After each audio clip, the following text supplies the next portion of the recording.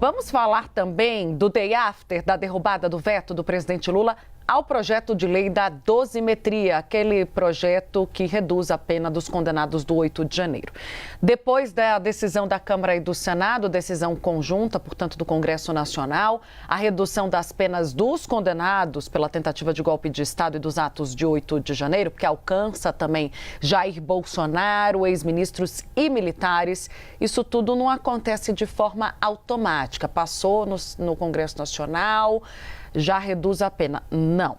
O texto pode ser promulgado sem precisar passar pelo governo federal, tem um rito. A gente vai entender mais detalhes com a Gabriela Veras, até porque chega também ao Supremo Tribunal Federal depois. Gabi, contigo os detalhes. Boa tarde, tudo bem?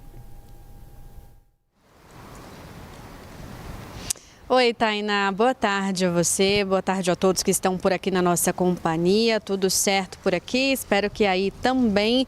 Pois é, a gente relembra, né, antes de destrinchar essa questão da derrubada do veto presidencial, que foi uma semana complicada, né, para o governo federal, para o Palácio do Planalto de uma forma geral.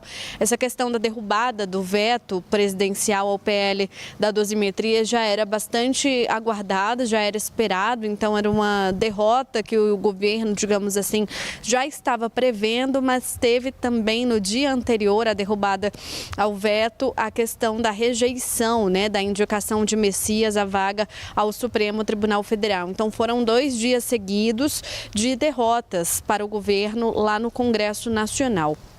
A gente relembra como que ficou esse placar, porque para além de ressaltar o resultado, né, a gente tem que olhar também para como foi o posicionamento das casas, né, tanto do Senado Federal quanto da Câmara dos Deputados com relação a esse texto que fala sobre a diminuição da pena dos condenados do 8 de janeiro. Lá no Senado Federal, o placar foi de 49 votos a favor da derrubada contra 24 votos que eram contrários. Antes, na Câmara dos Deputados, o veto foi derrubado por, olha só, 318 votos a 144 votos contrários à derrubada, 5 abstenções. Então, uma grande maioria, né, dos parlamentares se posicionando de forma favorável à derrubada do veto presidencial. A gente relembra que o presidente Lula vetou esse PL em uma cerimônia lá no Palácio do Planalto, no dia que marcou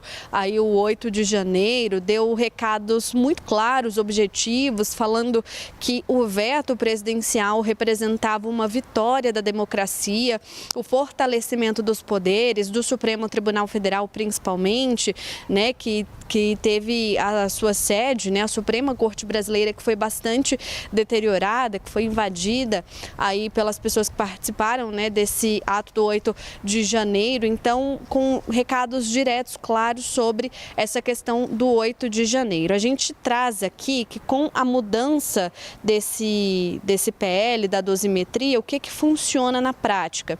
A partir de agora, as penas, digamos assim, não serão somadas, como é o caso do ex-presidente Jair Bolsonaro, que foi condenado a mais de 27 anos de prisão pelo Supremo Tribunal Federal.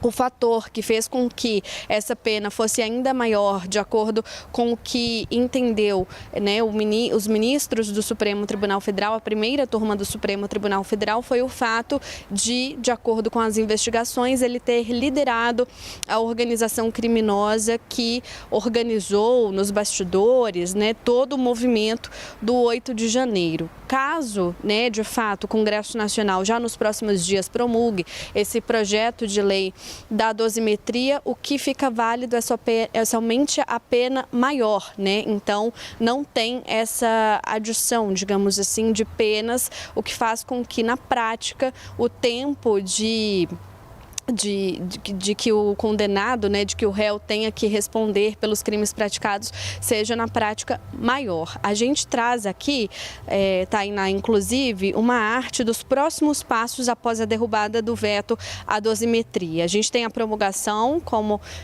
estamos falando aqui, que o Congresso promulga o texto sem passar pelo presidente Lula, né, não tem essa necessidade a partir de agora, por se tratar da derrubada de um veto presidencial. Depois depois também tem uma possibilidade de pedidos judiciais, as defesas acionando, portanto, o Supremo Tribunal Federal ou o juízo da execução penal. E a gente chama a atenção para esse último trecho aí dos próximos passos, que é a judicialização. O governo pode questionar a constitucionalidade dessa lei ao Supremo Tribunal Federal. Já é um passo que estava sendo elaborado, que estava sendo pensado pelo Palácio do Planalto, pelo governo federal, caso essa derrubada de fato acontecesse. Então é uma possibilidade, depois de a lei de fato ser promulgada, de o projeto de lei ser promulgado e se tornar aí consequentemente lei, de o governo federal judicializar o caso, levar essa lei ao Supremo Tribunal Federal e questionar se ela é constitucional ou não. Já é um passo aí bastante aguardado, uma possibilidade que vem sendo levantada já há muito tempo. E aí aqui a gente relembra que o posicionamento do Supremo Tribunal Federal já é conhecido, não é nenhuma novidade, foi o próprio Supremo Tribunal Federal que estabeleceu as penas que foram impostas aos réus, né, os acusados dos atos do 8 de janeiro, sejam as pessoas que estiveram presentes na Praça dos Três Poderes, invadindo, depredando as sedes dos três poderes, sejam aquelas autoridades que estiveram nos bastidores organizando todo o movimento de acordo com a acusação, de acordo com a denúncia, para que o 8 de janeiro acontecesse. Então, Tainá, aguardar, né, de fato, quais serão os próximos passos do Palácio do Planalto, do governo federal, com relação a esse veto presidencial que foi derrubado no Congresso Nacional. Volto com você. Perfeito. Obrigada, Gabi. Daqui a pouco a gente volta a conversar.